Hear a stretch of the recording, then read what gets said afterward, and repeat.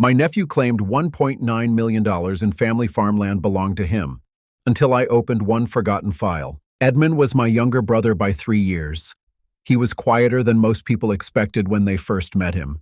Edmund was the kind of man who walked into a room and listened before he spoke. Not shy, just deliberate. He had a dry humor that could catch you off guard. The kind of joke that comes in so flat and plain, you don't realize it landed until about 4 seconds later, and by then he's already looking out the window at something else.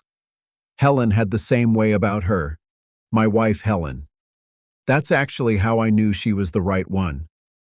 The first time she and Edmund were in the same room together, they didn't speak for about 20 minutes. Then Edmund said something bone dry about the weather, and Helen looked at him and said something even drier right back, and they both gave a single nod, like they'd confirmed something important between them, and didn't need to discuss it any further. I loved both of them very much. I still do, in the way you love people who are no longer here. Helen passed in 2017. Cancer.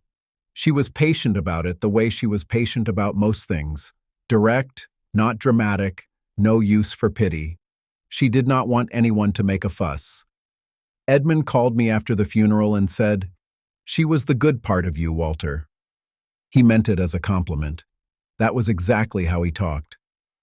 Edmund died 2 years later, in 2019. His heart. He was 71 years old. When Edmund died, I sat in my truck in the parking lot of the hospital for a long time before I went inside to do what needed to be done. I thought about Helen.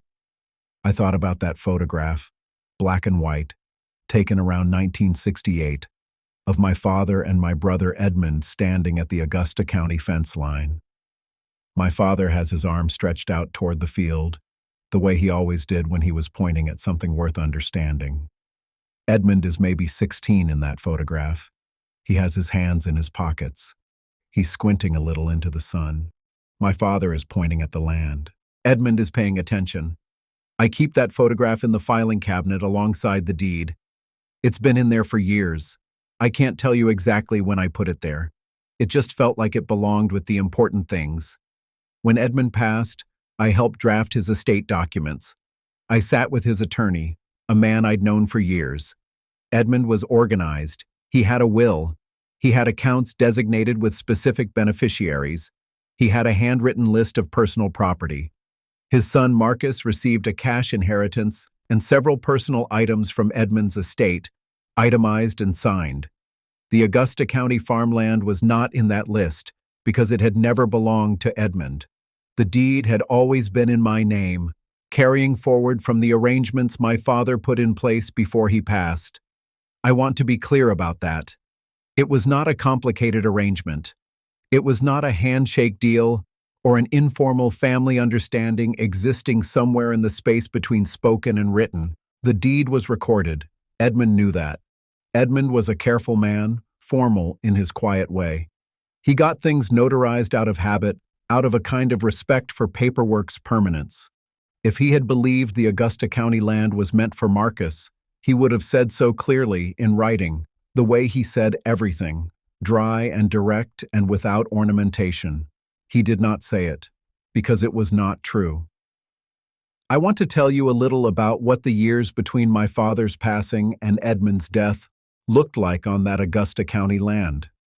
I didn't farm it the way my father did, full-time, every season, every acre. But I drove out there. I checked on it. I walked the fence line seasonally and kept the stone walls from collapsing and kept the access road graded and paid the taxes faithfully every year because that is what you do with land that matters. Edmund would sometimes come with me on those drives, not to work, just to see it. He never asked about the ownership, never brought up the deed, never once suggested that the arrangement our father had made was anything other than settled. We'd park along the south fence and eat our lunch from brown bags and look out at the field and talk about our father, mostly. About what he had built here and how he had thought about it. Those were good afternoons. I don't have many regrets in my life, but I am sorry there were not more of them. After Edmund passed and I was helping his attorney organize the estate, I went through Edmund's personal papers looking for anything that needed to be accounted for. He was a careful man, as I said. Organized drawers, labeled folders, a filing system that made sense. There was nothing in those papers about the Augusta County farmland. Not a note, not a letter, not a reference of any kind. Because from Edmund's perspective, there was nothing to document. The land was mine. That was the end of it. I noted that absence. Not formally, not in my notebook. Just in the way a man notes a thing that matters. Marcus came to the Augusta County property for the first time in the spring of 2020. He did not call ahead. He did not write. He pulled up in a truck I didn't recognize, parked along the road near the south fence line, and walked the perimeter. I was not there that day. My neighbor Earl called me. Earl is a man in his mid-70s, a farmer himself, the kind of neighbor who notices things without being told to. He said, "There's a man walking your fence line, Walter. Young fellow. Looks like he's measuring something in his head." I thanked Earl and asked him to write down the date and what he saw. Earl understood why without my explaining it. He wrote it down and mailed me a note that same week. I put Earl's note in the filing cabinet. That was the first time I knew they had stopped seeing me. Not the first time I'd suspected. I had sensed something shifting for a few months. Small things. Questions Marcus had started asking at family gatherings about the property taxes, about whether I had a farm manager, about what the land produced these days. Casual questions, conversational, the kind you ask when you're making small talk. Except Marcus had never shown much interest in farming before his father died. He was raised in Charlottesville. He visited Edmund's house twice a year, Christmas and maybe a summer weekend. He was not a bad young man. He just had not known Edmund the way he thought he had, and he did not understand the land the way the land required to be understood. What he understood was the assessed value, and he had done that math. The second time Marcus came to Augusta County was that fall, the fall of 2020, a few months after the first visit. Again unannounced, again walking the fence line, this time along the north edge where the old stone wall runs down toward the creek. Earl called me again. I wrote the date in the same notebook I kept in the top drawer of the filing cabinet. 2 unannounced visits, both noted, neither acknowledged. I did not call Marcus about it. I did not raise it at the next family gathering. I wrote down the dates, put the notebook back in the drawer, and went on with my life. They thought I moved slowly because I was weak. I moved slowly because I was careful. In 2021, a cousin of mine named Charles called me with something important. Charles is Edmund's cousin by marriage, a steady, no-drama kind of man, the sort who doesn't call unless there's something worth calling about. He told me that Marcus had been asking around, not just at family gatherings, but out in the community near Augusta County.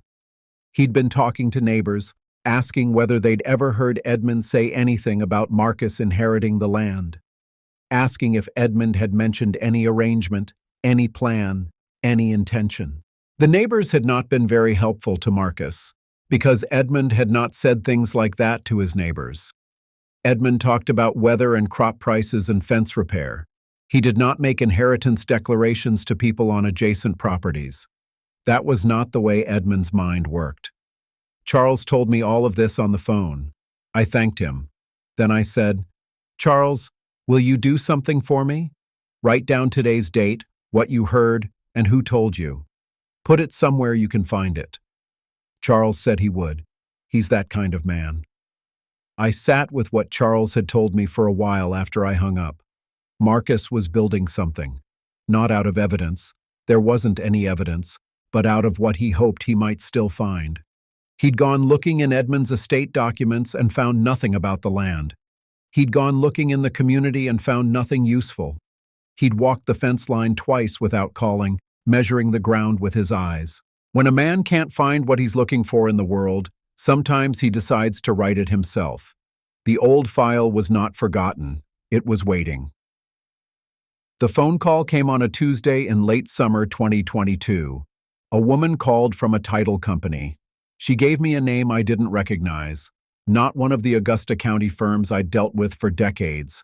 not one of the Shenandoah Valley outfits I knew. She said she was calling to inquire whether I might be open to a purchase discussion on the Augusta parcel. She mentioned a family referral. I let her finish what she had prepared to say. Then I said, "Ma'am, what is the name of your title company again?" She told me. I said, "And who was the family member who referred you to this property?" She said she wasn't authorized to share that without a conversation proceeding further.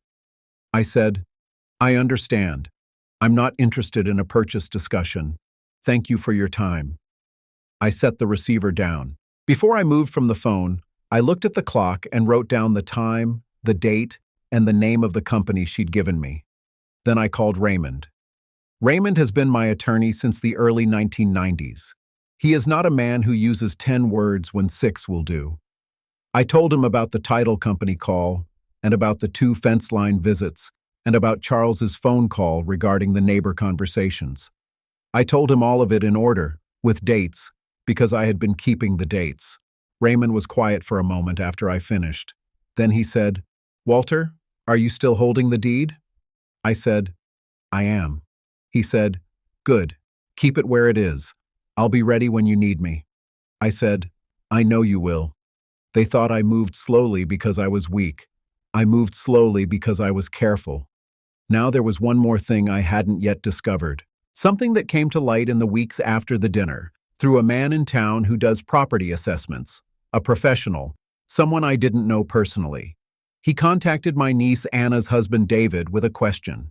He wanted to know whether the Augusta County parcel had any pending family resolution before he proceeded with something he'd been contacted about. David is a sensible man. He called me immediately. Marcus had been in contact with the assessor's office.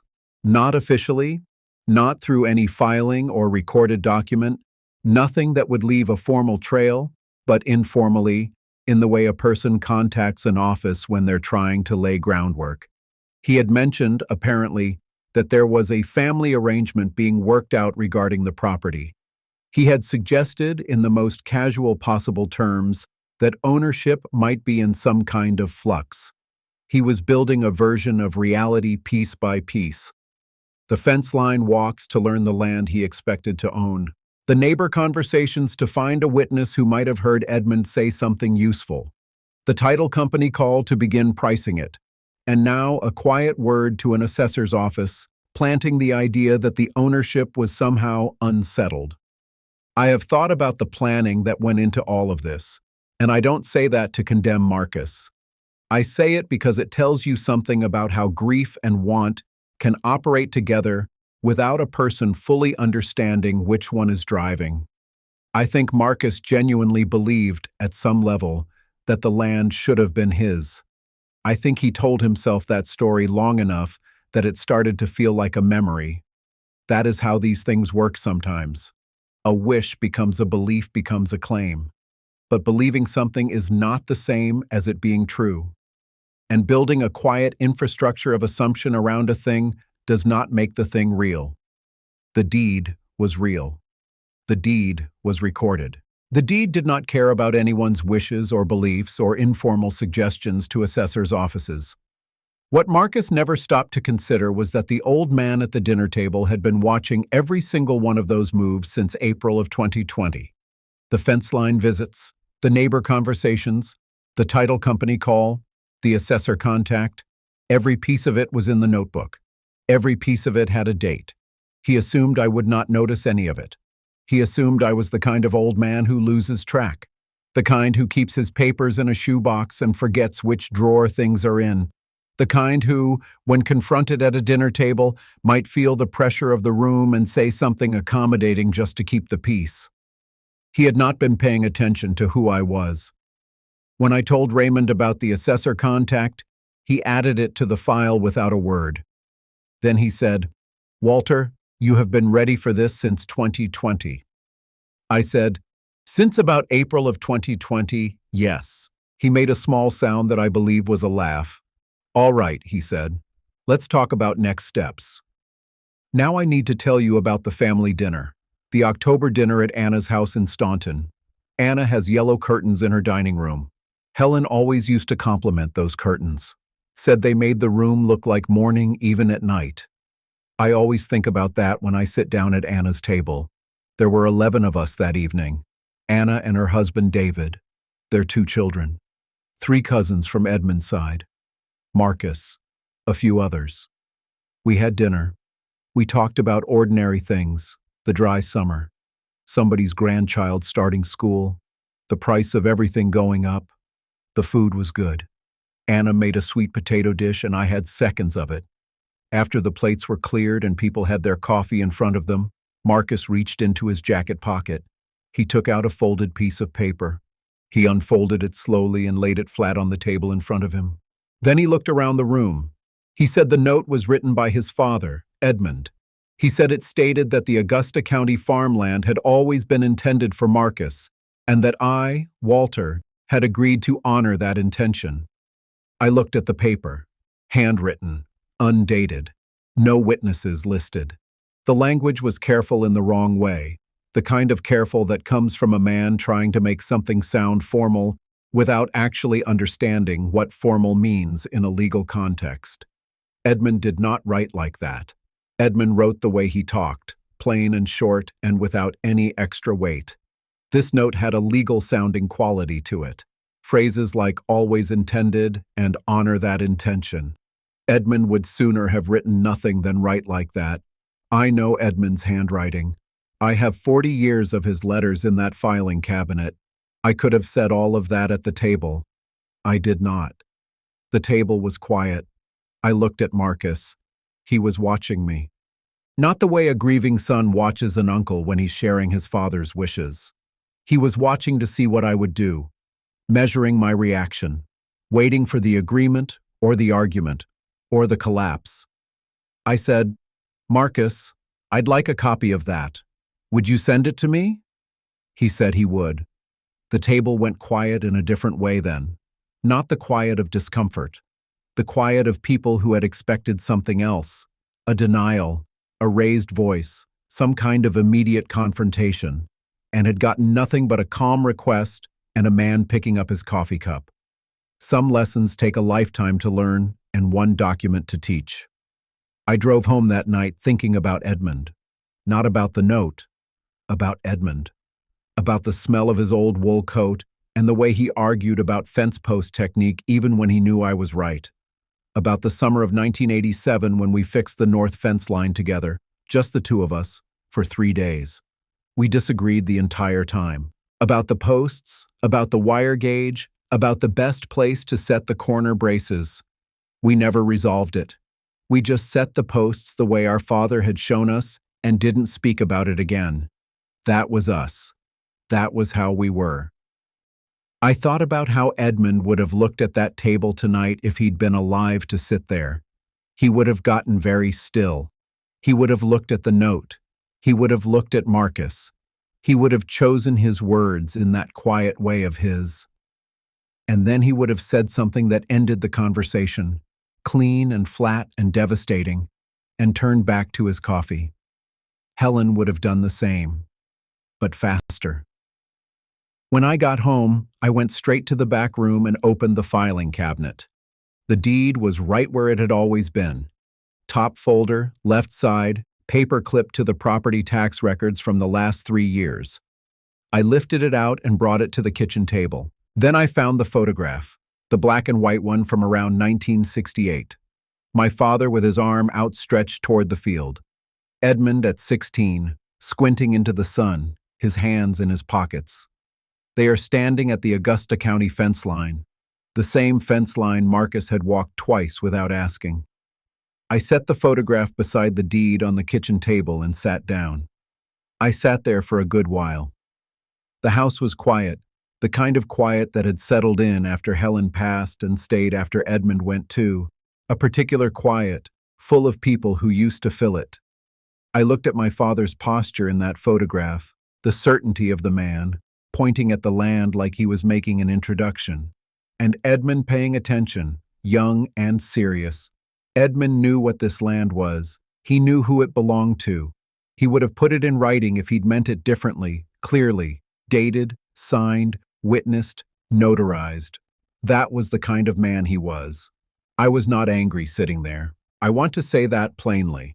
I was tired in the bones and sad in the places where Edmund and Helen used to be, and I had a clear, settled sense of what needed to happen next. But I was not shaken. I put the deed and the photograph back in the cabinet before I went to bed. Marcus did not send me a copy of the note. A week passed, then 2 weeks. I sent one brief text message, just a note that I was still waiting for that copy. No urgency in the wording. No reply. I called Raymond and told him. He said, "That's all right, Walter. We don't need him to send it." Raymond drafted a letter. His letters are short and exact. This one cited the deed, recorded with Augusta County in my name since 2019, and noted the complete absence of any legally operative instrument regarding the property. An undated, unwitnessed piece of handwriting, however much it might mean to the person who produced it, does not constitute a legal claim to real property in the Commonwealth of Virginia. Raymond can say that in 2 sentences without sounding unkind, because it is simply true and the language carries its own weight. The letter went out to Marcus by certified mail. The return receipt came back signed. The cease and desist letter followed. Same measured tone, same clear language. This is the property. Here is the deed. Any further steps to assert an interest in this property through title companies, assessors, neighbor inquiries, or any other channel would need to be addressed formally. Marcus did not respond to either letter. I was not surprised. I had not expected him to respond. When a man receives something that contradicts the story he's been building in his own mind, sometimes he goes very quiet while he recalculates. He went to his own attorney. Charles called me again in November. He had heard through someone in Marcus's circle that Marcus had been to see a lawyer. He told me what he knew, which wasn't everything, but was enough. Marcus's attorney had read the deed. He had reviewed the estate documents from Edmund's estate, and he had explained to Marcus, in the way attorneys explain things when there is no good news to deliver, that the note had no legal force under Virginia law. A handwritten, undated, unwitnessed document expressing the wishes of a deceased person cannot transfer title to real property. Not in Virginia, not anywhere with a functioning legal system. Property transfers by deed, or by will properly executed, or by trust instrument properly constituted. Edmund's will had no provision for the Augusta County land. There was no trust. There was no deed naming Marcus. There was a piece of paper, folded, placed on a dinner table, read aloud to a room of people, and that paper, whatever it said, was not a legal instrument. The deed was a legal instrument. The deed was mine. Marcus left his attorney's office quietly, Charles said. I thanked Charles for the call and asked him to write down the date. I sat with that information for a day or two, not because it surprised me. It didn't. The deed had been in that drawer since 2019, and the law had been what it was since long before any of us were born. Nothing had changed except that Marcus now knew what I had known all along. The sun came in through the kitchen window that afternoon the way it does in November, low and sideways, laying a long rectangle of light across the kitchen floor. I remember that detail. I don't know why I remember it. I just do. But I thought about him for a while. I thought about what it must have felt like to walk into a law office carrying a folded piece of paper that you believe represents your father's wishes, and to have a professional sit across from you and tell you, gently but without ambiguity, that the paper does not matter. That is a particular kind of hard thing to sit through. And I've lived long enough to feel some compassion for a man, even when that man has been working against me for 2 years. I just don't let compassion get in the way of clarity. There is something I want to tell you about land, not in legal terms. You already know how that stands. I want to tell you what land means to a man who spent most of his life connected to it. My father first brought me out to Augusta County when I was small enough that the fence posts looked like they went all the way up to the sky. He walked the line slowly. He'd check the wire with his hand, touch the post tops, Look at the ground around the base where rot starts first. He talked while he walked, not lecturing, just talking, the way a man talks when he wants you to understand something without it feeling like school. He talked about the soil, about the seasons, about what the land needed and what it gave back when you treated it right.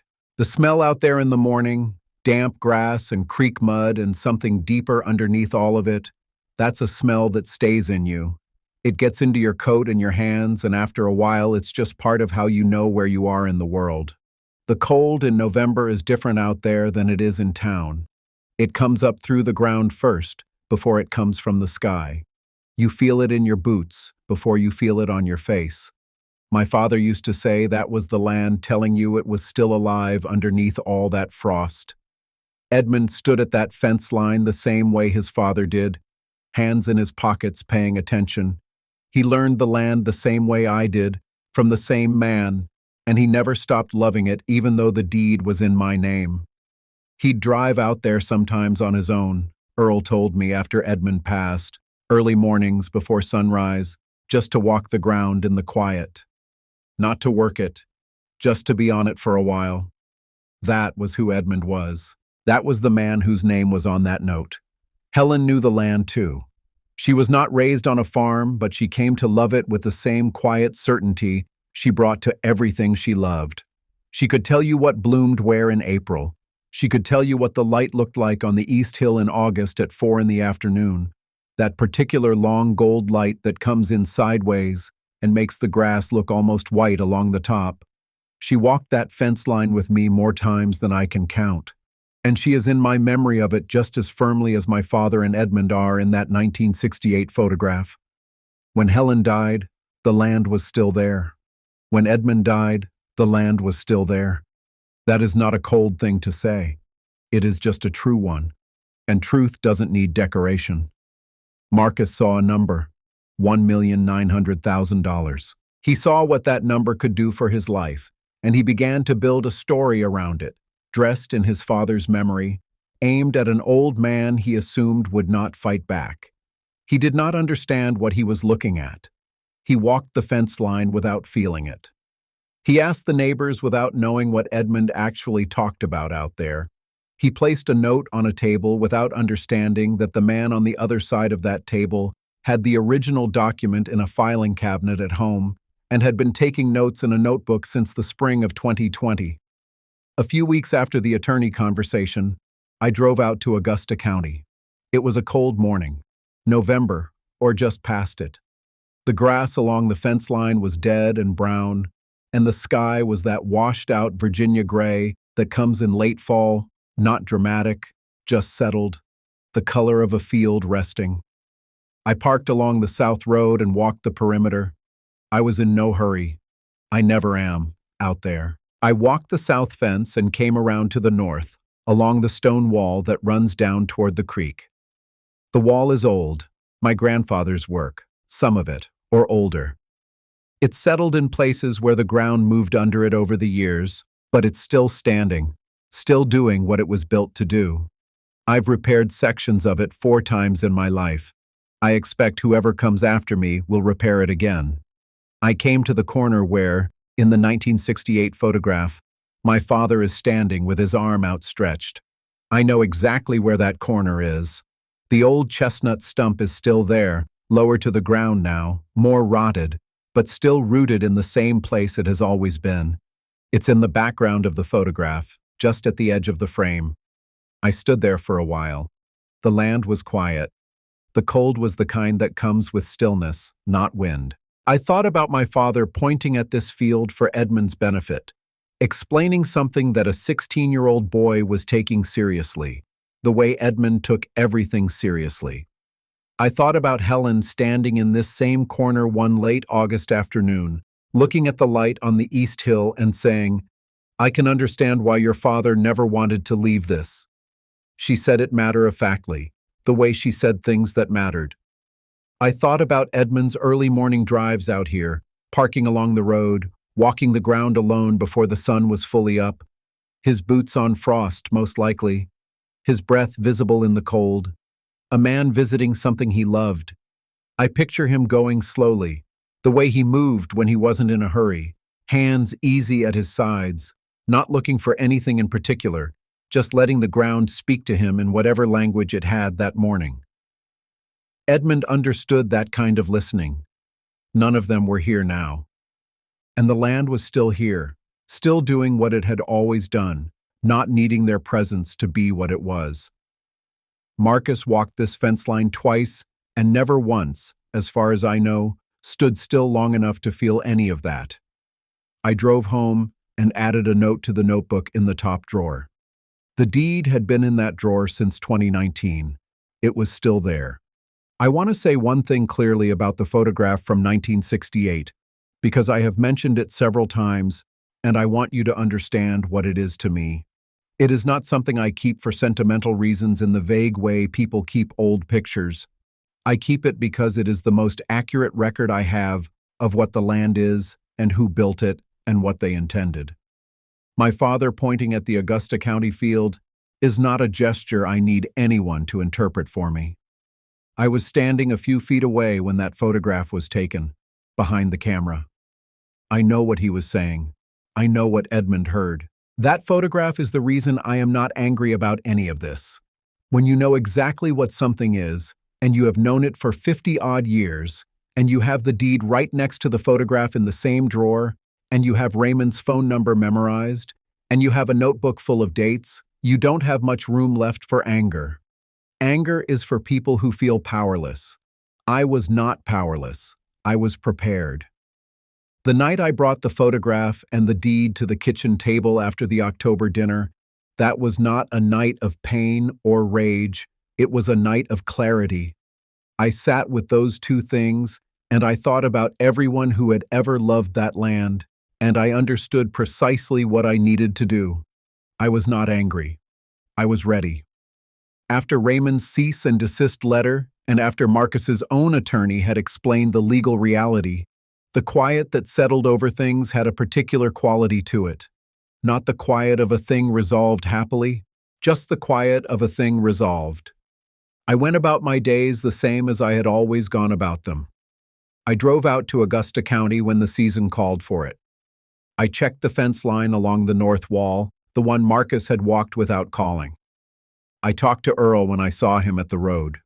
Earl never said anything about the visits or the letters. He just nodded at me the way neighbors nod when they know more than they're going to say out loud. I kept the notebook in the top drawer. I did not close it.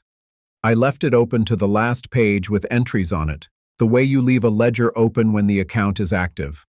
Not out of bitterness, just out of habit. Good habits don't need a reason to continue. One afternoon that winter, I drove out to Augusta County without any particular purpose. The ground was frozen and the sky was white, and the stone wall on the north edge was half buried in snow. I walked the perimeter slowly, the way I always have, not measuring anything, not calculating anything, just walking it, feeling it under my boots the way I've felt it since I was young enough that walking it was still an adventure. I thought about the photograph. My father at this corner, Edmund at his side, both of them gone now. I thought about Helen at the East Hill, saying the things she said about the light in August. Gone too. I thought about what my father was pointing at when that picture was taken. Not at money, not at a number on a tax assessment, but at something that asked to be taken seriously and protected and handed forward with care. I thought, I am still here. And the deed is still in the drawer. That was enough. It always had been. There is one more thing I want to say before I bring this to a close.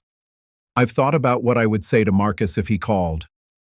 I don't know whether he will. Since his attorney's conversation and Raymond's letters, things have been quiet. No more title company inquiries. No more fence line visits.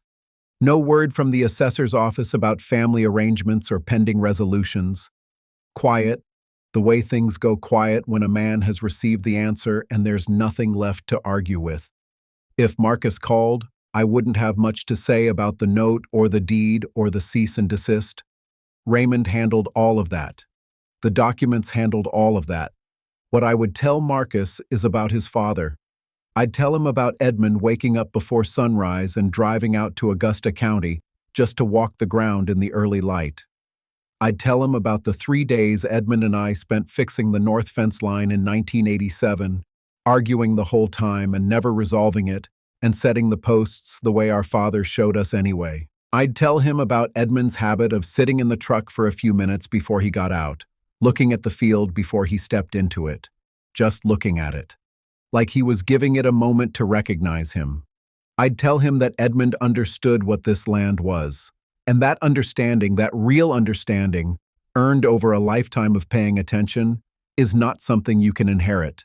It's something you have to build yourself, with your own time and your own feet and your own early mornings.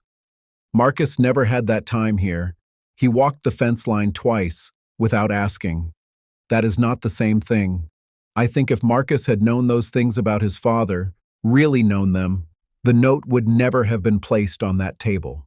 He would have understood that Edmund's name was not a tool to be borrowed. Edmund was too careful a man, too plain a man, to have his intentions dressed up in language he would never have used and placed unsigned before a room of people. Edmund would have hated that note. Has someone ever presented something at a family gathering and called it a promise? And did they seem to believe it? Or did they seem to be watching to see if anyone would push back? At that October dinner, I watched Marcus's face carefully. What I saw was not a grieving son carrying his father's wishes to a difficult table. What I saw was a man watching the room, watching me, measuring. He was waiting to see whether I would become loud or small or accommodating. He had built this thing for a reason, and he was waiting to see if the reason would hold. He was not expecting a quiet old man to say, "Would you send me a copy of that?" and then go back to his coffee. That is not weakness. That is patience. And patience, when you have the deed in the cabinet and the notebook full of dates and an attorney who has been ready since 2022, is not a passive state. It is the most active thing in the room. I have been 78 years old for about 8 months now. I am a widower. I am a veteran. I've been connected to Augusta County ground for more decades than Marcus has been alive. I have buried my father, my wife, and my brother. I have watched the land through droughts and bad markets and the particular sadness of tending a place that used to hold more people than it does now. I know what I have. I know what I built. And I know what my father was pointing at in 1968 when he stood at that fence line, with his arm outstretched and his youngest boy beside him. It was not a gift to be rerouted. It was a responsibility to be kept. I am not angry about any of this. I want to say that one final time. Not because I think anger would be wrong. A man has a right to be angry when his family reaches for what is his. But anger is expensive, and I am careful about what I spend. What I have instead is clarity and the deed. And the photograph in the filing cabinet, my father and Edmund at the Augusta County fence line, around 1968, the sky overcast and bright, Edmund squinting into the light, my father pointing at the land he was handing forward. Helen is not in that photograph. She came a few years later, but she is in my memory of that land as surely as any of them, her voice saying, "I can understand why your father never wanted to leave this," standing at that east hill in the August light, quiet and certain. They are all gone now. The land is not gone. The deed is not gone. And I am not gone. I refuse to be erased, not out of bitterness, out of love. Love for the man in that photograph pointing at the field. Love for the boy beside him paying attention. Love for the woman who learned this land the way she learned everything, with steady eyes and no drama. That is worth protecting. And I did. And if stories like this remind you that quiet elders are not helpless, subscribe to my channel for more stories. Because sometimes the oldest person in the room remembers the most important truth.